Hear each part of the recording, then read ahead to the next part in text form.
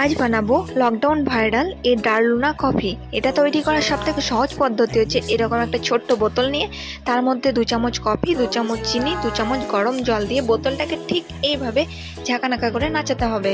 দেখো, প্রথমে তো আমি ভেবেছিলাম যে খুব সহজ পদ্ধতি, তারপর দেখলাম বোতলের মধ্যে সেই জল ভাবটা থেকেই যাচ্ছে।